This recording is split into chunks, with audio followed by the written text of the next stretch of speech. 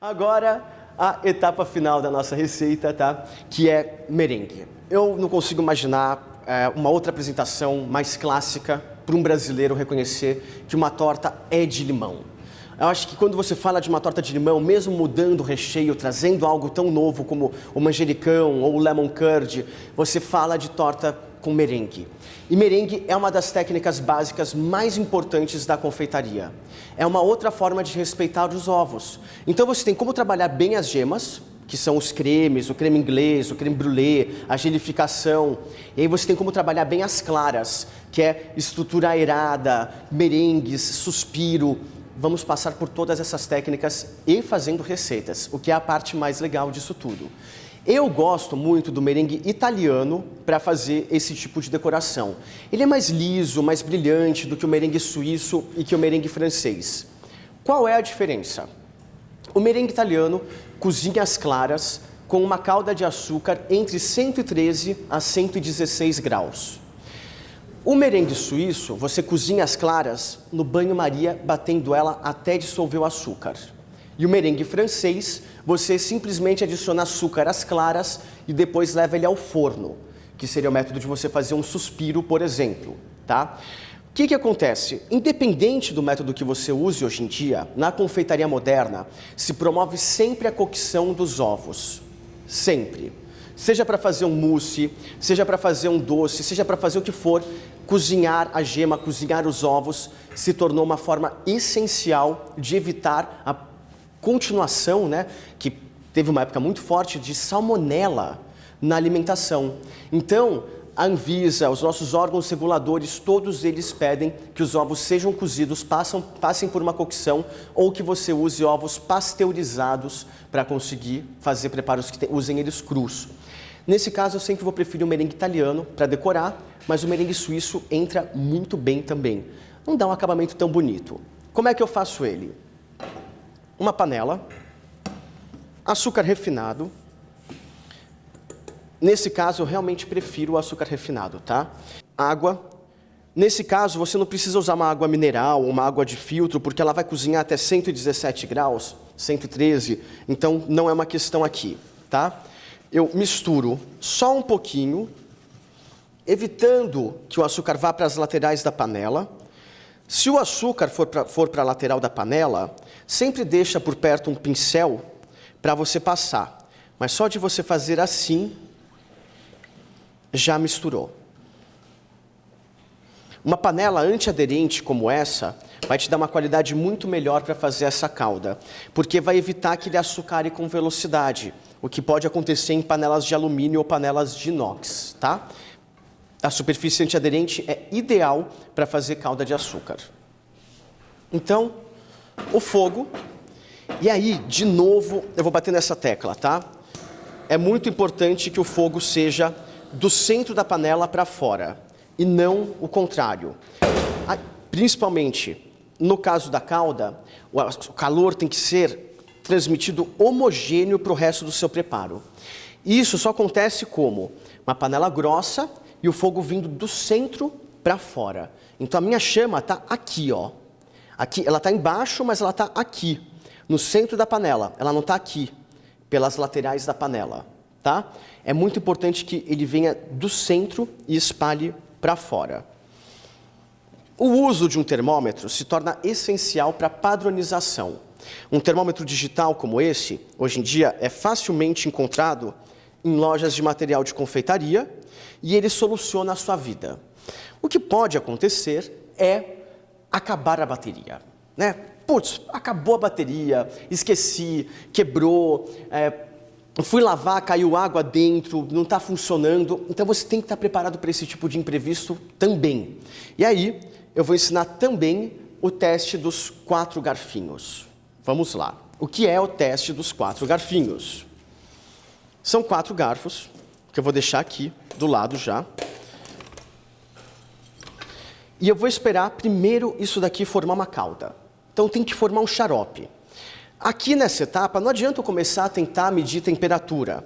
O açúcar ainda não dissolveu, a água não está homogênea com ele. Só me importa começar a olhar para esse preparo depois que isso daqui já estiver dissolvido e translúcido, tá?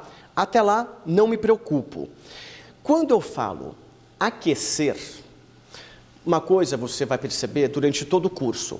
Eu me aproprio muito bem das palavras e você também tem que se apropriar delas. Aquecer significa atingir a maior temperatura o mais rápido possível, ou seja, é fogo alto. Se eu quisesse reduzir, fogo baixo para concentrar sabor e evaporar. Aquecer, atingir a maior temperatura no menor espaço de tempo, ou seja, o mais rápido possível, fogo alto. Tá? Aqui, eu não quero a densidade do açúcar, eu quero a temperatura dele. Então, fogo alto, bombando, para conseguir fazer ele chegar rápido na temperatura, tá?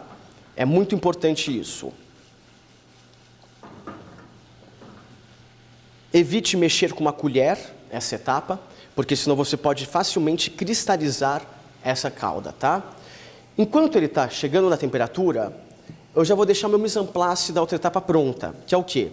Simplesmente as claras dentro do bowl. Só isso, tá? Aqui o fogo está bem alto, é uma boca muito forte. Vou regular ela para chegar num calor que seja bom. É o bom e velho termo pilotar fogão, né? Isso se chama pilotar fogão. Você às vezes percebe que é um fogo muito alto, o fogo é mais baixo, às vezes tem duas bocas do mesmo tamanho no mesmo fogão, mas uma tem uma potência diferente da outra. Aprenda a pilotar o seu equipamento, tá? Então vamos lá. Ó, minha calda está totalmente translúcida, começou a ferver, levantando uma fervura bem rápida, tá? Ó, percebe que ela está translúcida como? Quando eu mexo, não tem mais nada aqui. Então, eu vou pegar um garfo. Vou pegar um garfo grande, vai? Não. Vamos pegar o pequeno. Vou afundar ele e vou descobrir em que ponto essa calda está. Ó, absolutamente líquida, tá? A gota cai sem formar nenhum tipo de fio. Isso ainda é um xarope. Não é o que eu quero, tá? Separo ele aqui. Não pode voltar esse garfo aqui, por isso que tem 4 garfos, porque se eu voltar, ele vai ter uma densidade diferente da calda que eu estou fazendo. Então, conforme muda a temperatura, muda a densidade. Se eu volto ele, cristalizo a calda. O açúcar é um ácido, ele é um elemento ácido, e ele está sempre querendo voltar para o seu estado original, cristalino. Então, ele vai sempre brigar com você, e você está querendo transformar essa característica dele. Por isso você tem que respeitar. Você não pode deixar açúcar de cristal acumular na borda, você não pode deixar açúcar no seu garfo e voltar ele para cá. E enquanto isso, eu enrolei vocês por aproximadamente 40 segundos. Que é o tempo de mudança de temperatura que eu preciso para fazer o teste do segundo garfo, tá? É um jeito de interagir, mas é isso. Primeiro garfo, xarope. Segundo garfo, ó, vamos medindo as temperaturas junto, tá? Ó. Segundo garfo, ponto de fio mole, ponto de fio, aliás, né? Que é um fio bem mais curto. Ó, ainda nem está no fio. Xarope, xarope, xarope. Mas já, ó, 102, 103 graus. Opa.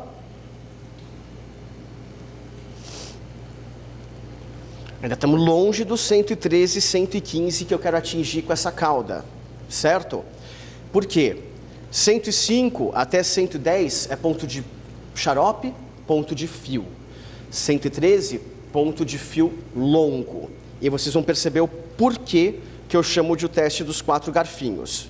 Continua aqui, não é enrolando agora vocês, estou batendo um papo informal, falando um pouco sobre merengue, e na realidade enrolando vocês, praticamente é algo que eu aprendi com os políticos da nossa país, tá? Chama-se demagogia, é uma coisa excelente para você conseguir fazer. Temperatura cresce lentamente, percebe que esses 40 segundos que eu enrolo acaba se tornando temperaturas que vão subindo gradativamente aqui no meu teste. Eu não sei se está 106 ou 109, porque estava de ponta cabeça para mim, mas não para vocês. Vamos subir aqui o fogo. Pronto. Fogo alto, tá? Sempre fogo alto. Ah, mas eu tenho medo que queime. Então não para de vigiar. Esse é o segredo da confeitaria. Evita fazer 3, 4 coisas simultaneamente. Você não vai conseguir fazer uma boa calda na temperatura que você precisa se você ficar largando esse preparo no meio do caminho. Vai fazer a calda, faz ela do início ao fim. Bate o merengue. E depois vai fazer o que você tem que fazer enquanto o merengue esfria. Que é o que nós faremos aqui agora, tá? Já cheguei a 107 graus. Mexo de vez em quando só para ver se está pegando totalmente a temperatura. O tempo que vai demorar para os graus crescerem depende da região que você está. Mais próximo ou mais longe do nível do mar. Questão de pressão atmosférica, coluna de ar, coisa antiga de geografia que você aprendia. Pois é, você está usando isso na confeitaria sem saber.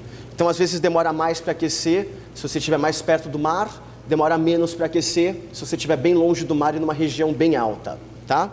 Então, pego, levanto e já faz o fio. 109, ó. Já cai uma gotinha com fio. Tá? 110, vamos esperar chegar agora até o 113.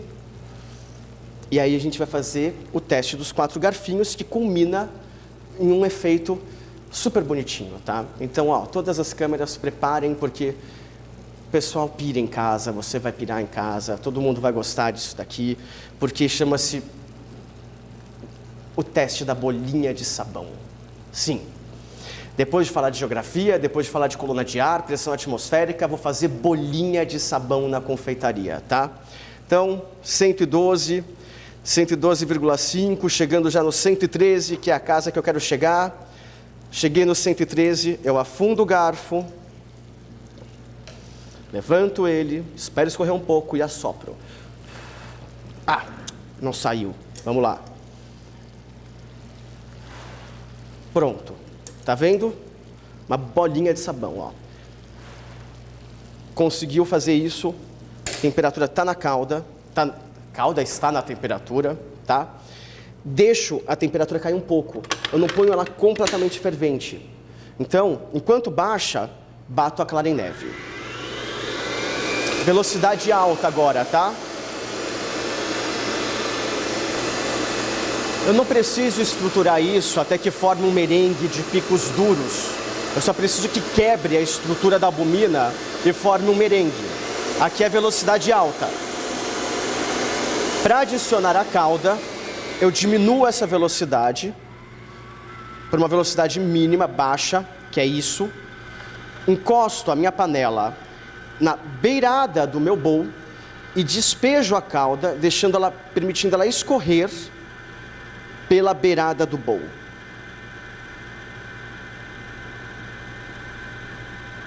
O bowl é a tigela da batedeira, tá?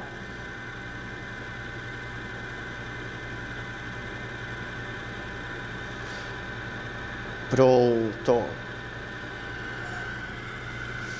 Uma vez que adicionei totalmente a calda, toda ela, eu aumento a velocidade da minha clara gradativamente, não tudo de uma vez, permitindo que essa calda entre lentamente no espaço da minha clara e vá subindo.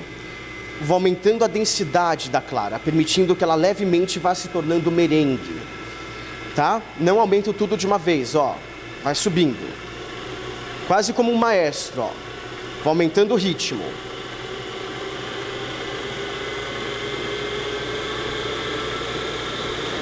Até chegar na velocidade máxima.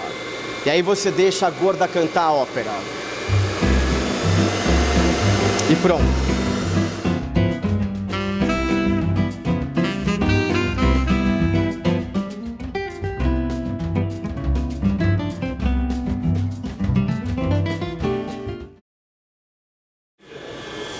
Então, enquanto o meu merengue está batendo e esfriando, o que eu vou fazer é adiantar uma etapa. Vou pegar o meu lemon curd, evitar todo tipo de desperdício que possa ter ficado em cima do filme plástico. E você vai perceber que a textura dele já está muito agradável, ó. Quando eu adicionar ele aqui na minha torta, você já percebe essa textura muito agradável do lemon curd.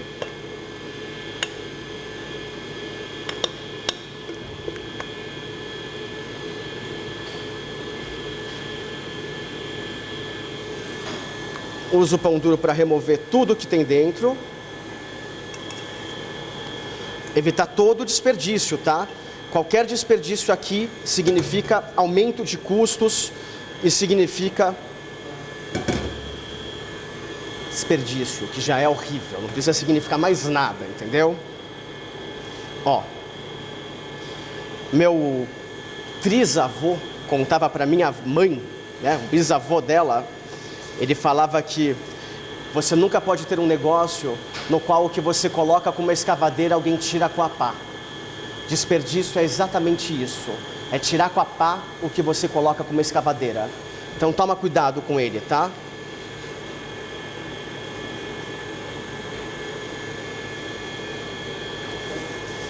Espalho, bem bonitinho, bem uniforme.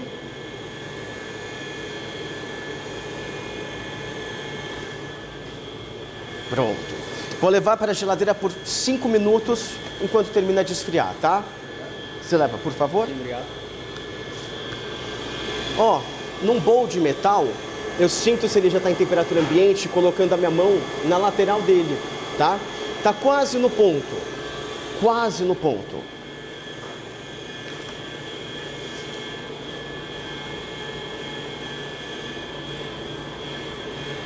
Pronto, sempre limpar a bancada entre cada etapa.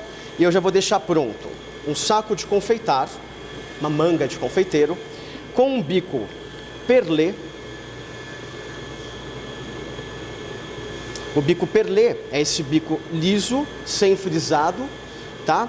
Aqui ele deve ter aproximadamente 0,8 centímetros, tá? Esse daqui. Cada marca tem uma nomenclatura diferente, mas se você souber que é um de 0,8, você já vai saber identificar. Preparo a minha manga para receber o merengue. Primeiro passo, eu torço a parte de baixo e coloco ela para dentro do bico, a fim de evitar qualquer tipo de vazamento. A manga, para ela sempre permanecer limpa, você dobra 1, 2, 3 vezes.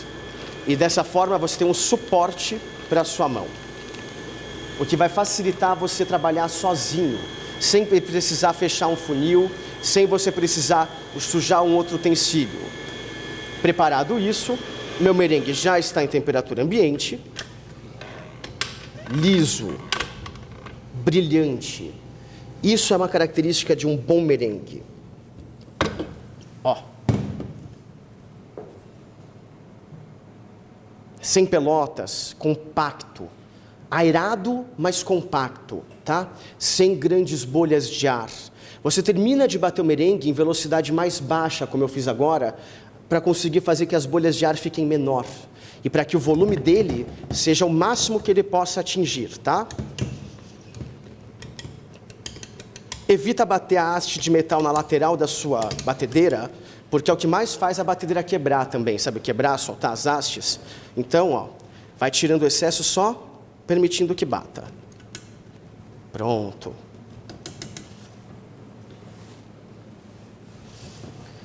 Uma espátula de silicone e o nosso merengue. Gente, convenhamos, confeitaria é apaixonante, né? Cada imagem linda que a gente consegue extrair desse momento. Olha como é legal quando você respeita um ingrediente e você permite que a clara chegue no momento mais feliz dela, branca, compacta. Um merengue quase parece um marshmallow, sabe? Esse momento é muito especial. O momento em que você entende que você compreendeu aquele ingrediente, que você permite ele ser o melhor dele. É muito importante para nós na cozinha fazer isso. Acho que diria que é a nossa função como cozinheiros saber fazer isso.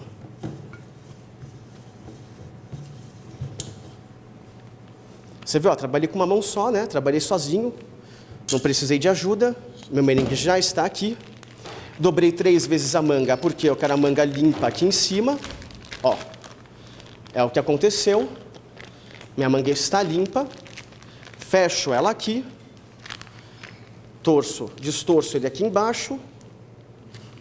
E agora Pode trazer a torta, Vinícius, por favor. Agora eu entendi para onde eu tenho que virar isso. Pronto. Esse acabamento que eu vou fazer é um acabamento muito tradicional francês, tá? Eu só pus ele na geladeira para assentar esse creme. E é um acabamento super bonito, chama-se acabamento imperial. É quase uma flor, parece um pouco uma dália. E ele consiste de, eu pegar uma gota em 90 graus e puxar.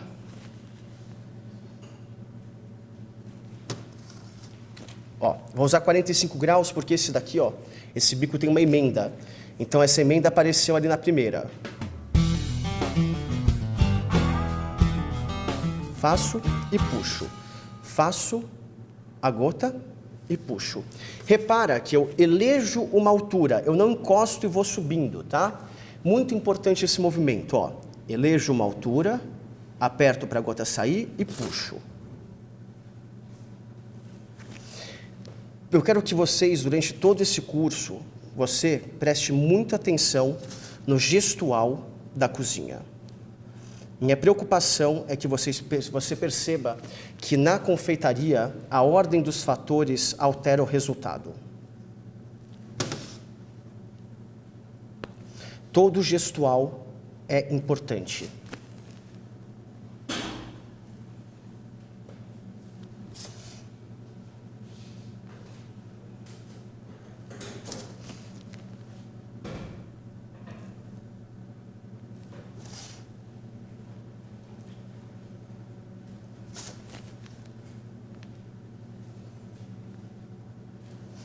Agora, eu fiz o meu primeiro círculo. Eu vou encavalar e intercalar o segundo. Então, E vou repetir esse processo até a finalização da torta. Agora eu vou fazer um pouquinho mais rápido, porque na confeitaria o processo é sempre ideal que você faça a primeira vez lento para explicar e depois eu demonstre para você que você pode fazer melhor e mais rápido. Sempre esse mantra, melhor e mais rápido. Só a prática vai chegar você a esse ponto, mas confeitaria é um exercício. Ou você pratica ou você não aprende.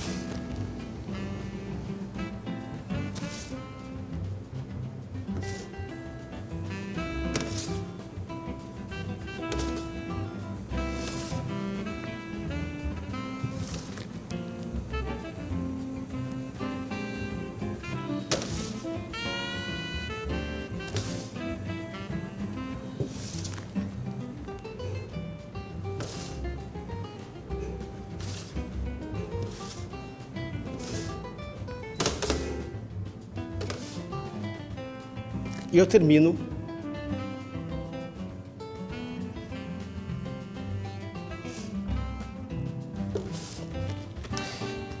é muito bonito, mas você precisa agora de tridimensionalidade. Você tem ele completamente branco e é para isso que o merengue entra. Para você conseguir atingir esse espaço de tridimensionalidade, você tem que entender um pouquinho de luz e sombra. Ela é que vai dar a tridimensionalidade. Para isso, eu uso um maçarico e eu queimo ele. O movimento do maçarico é sempre arredondado, Eu faço um círculo, nunca fico parado no mesmo lugar, para você evitar que o seu merengue queime e você não tenha nenhum ponto muito mais escuro do que o outro. Então, sempre esse movimento circular, não muito próximo, tá? Para você evitar que ele queime. Um maçarico de alta pressão como esse é o ideal para você fazer isso. E você percebe que a sombra e a luz que você cria com esse efeito fica valorizando as pétalas que você criou nesse efeito da torta. Mas é óbvio que a venda, ao fazer um produto desses, não para aqui. Ela tem que ir agora para um serviço bonito, atraente, para que você possa servir ela para o cliente de uma forma atraente. Não na assadeira. A assadeira é um recurso para você poder montar tudo. Mas eu tenho aqui já separado uma placa de vidro. Você pega aquela espátula de degrau para mim? Aqui. E tem uma outra espátula também, por favor? Aonde? Aí. Agora, o que acontece? Você tem que saber como transferir ela de lugar. Porque se você pegar ela pela lateral, o peso que está no centro vai ter uma tendência a rachar. Então não é o ideal. E você pode ter ou um salva-bolos, que é aquela espátula que parece de pizza para você poder pegar, ou você vai usar a técnica em cruz. Olha só. Você põe do seu lado direito o prato que vai receber. Se você for destro, se você for canhoto, pode ser o outro lado. Você coloca uma aqui, a espátula, e a outra aqui, em cruz. Você tem suporte no centro e nela inteira, transfere para o lugar que você quer e centraliza com o prato. Voilá! Sua torta já muda de aparência. Lembra disso, tá? É muito diferente o que você vê na cozinha e o que o cliente recebe. A magia que tem em ver o preparo assim, finalizado, pronto, sem saber o que tem por trás, é algo muito especial. E você tem que preservar o cliente de descobrir como chegou aqui. Você tem que ser um mágico para ele. Isso é muito importante. E aí, uma boa fatia. Como você corta uma boa torta? O ideal é que você corte ela primeiro ao meio,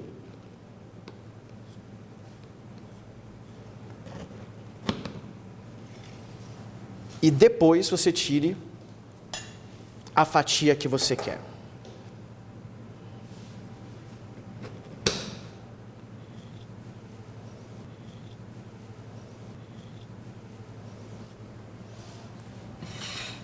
Agora vamos analisar o resultado que essa torta tem.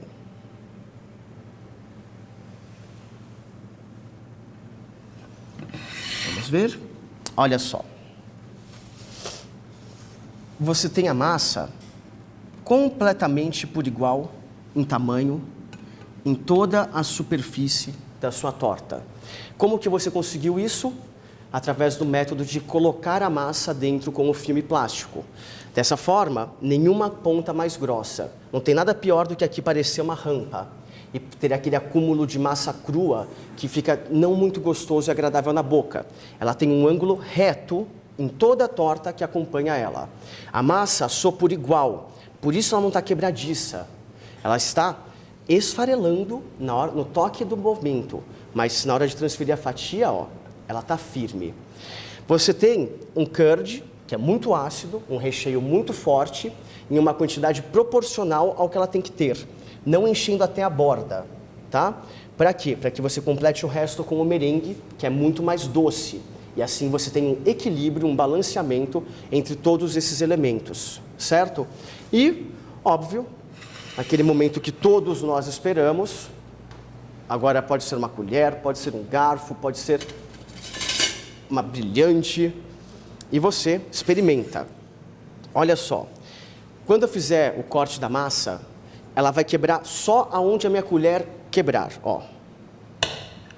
Ela não quebra inteira, tá? E